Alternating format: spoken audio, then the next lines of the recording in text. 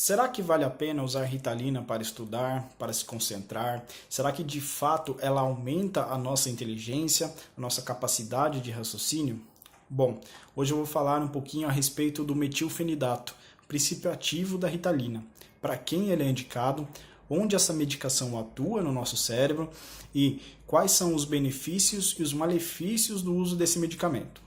Bom, antes da gente começar o nosso vídeo aí a respeito da Ritalina, eu quero deixar claro que esse vídeo ele tem caráter meramente informativo, portanto, ele não substitui uma consulta médica, tampouco tem a intenção de fazer com que você comece a utilizar algum medicamento, e isso nunca será indicado, tá?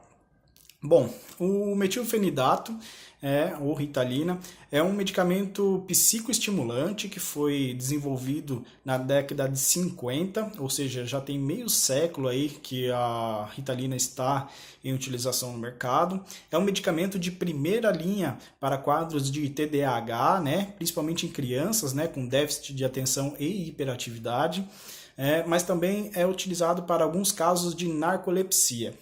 Bom, por que eu resolvi fazer esse vídeo?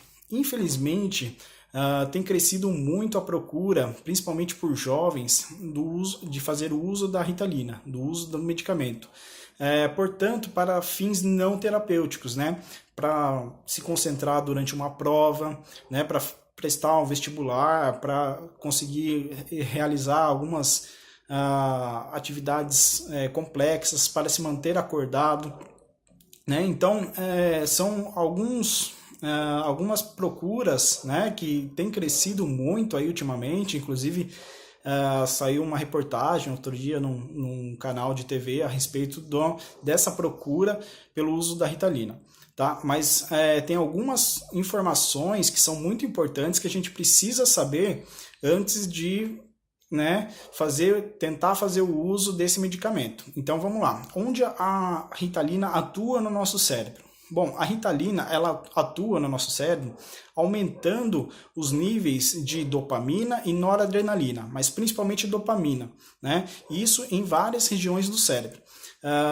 Mais especificamente ali na área pré-frontal, ou seja, no córtex pré-frontal. Então, quando ela atua ali no córtex pré-frontal, ela aumenta sim a nossa capacidade de concentração, a nossa capacidade de raciocínio, a nossa capacidade de executar tarefas complexas, ou seja, ela melhora as nossas funções executivas. Porém, quando ela atua em outras regiões do cérebro, como por exemplo na amígdala e na ínsula, aí nós teremos um resultado que não está sendo esperado, Nós teremos um efeito contrário desse medicamento. Por quê? Para quem assistiu o vídeo anterior aí que eu fiz a respeito do medo e ansiedade, vai entender do que eu estou falando, Então, quando atua, ela vai lá deflagrar os hormônios de dopamina e noradrenalina na região da amígdala e da ínsula, então ela provocará aqueles sintomas que são muito desagradáveis, por exemplo, de um quadro de ansiedade generalizada, E são sintomas muito ruins, Aqueles sintomas de taquicardia, respiração ofegante, músculo tenso, um suor frio, suor excessivo.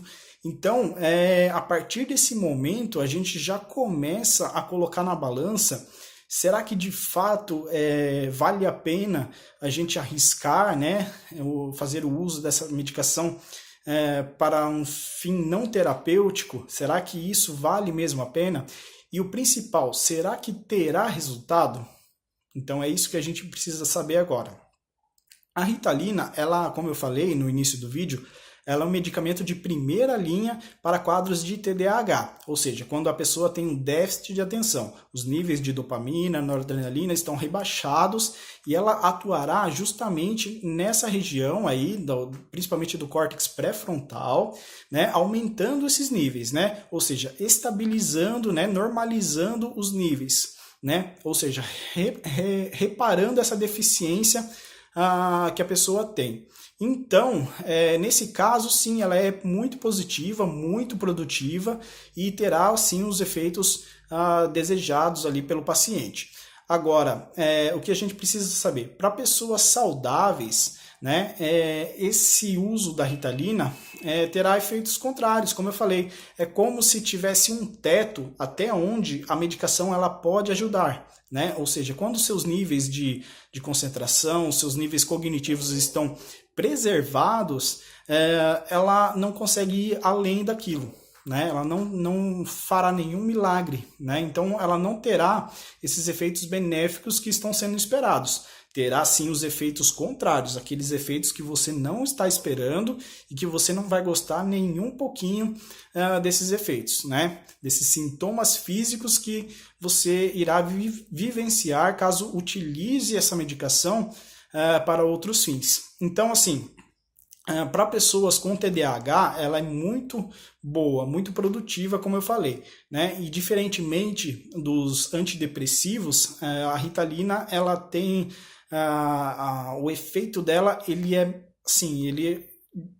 de imediato, né? Cerca de aproximadamente meia hora a uma hora que após a pessoa tomar o medicamento, ele já começa a mostrar os efeitos. Porém, ele é de curta duração, né? Ele dura no máximo aí de 2 a 3 horas, né? Já os antidepressivos, né? Para quem assistiu um outro vídeo aí a respeito dos antidepressivos, ele já demora um tempo, precisa de um tempo maior, né? Precisa fazer a neuroplasticidade, né? Então leva cerca de 2, às vezes até 6 semanas aí para que os efeitos comecem a ser observados. Bom, então o grande X da questão é isso. Será que a Ritalina, depois de tudo isso que eu falei, né, de todos esses argumentos aí que foram apresentados para pessoas que realmente têm uma deficiência e pessoas que não têm uma deficiência, será que se a gente colocando na balança agora, será que vale a pena mesmo a gente utilizar, fazer o uso dessa medicação para fins não terapêuticos? Né?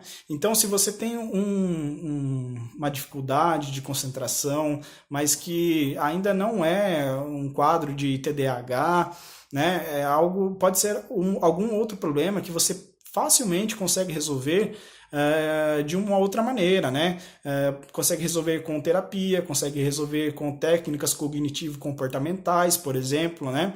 E que não vai precisar da utilização do medicamento, tá? Então, assim, a Ritalina, ela não é indicada. Eu não indico vocês utilizarem esse medicamento sem ter um quadro de TDAH ou narcolepsia.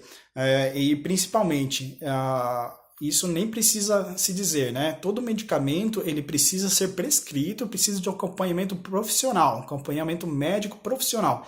Então, jamais utilize qualquer medicamento que seja sem uma prescrição médica, tá? Isso não deve ser feito em hipótese alguma, tá bom? Bom, então eu espero que vocês tenham compreendido aí a respeito do uso da Ritalina, né? Tenham gostado do conteúdo do vídeo, né? E fica o alerta aí, principalmente para os pais, né? Prestarem mais atenção aí, tá? Para evitar que os seus filhos procurem aí a Ritalina para... né, simplesmente para esses fins aí que não são terapêuticos, tá bom? Então, eu espero que vocês tenham gostado aí do conteúdo do vídeo. Eu vou ficando por aqui e a gente se vê numa próxima. Muito obrigado pela atenção e até mais.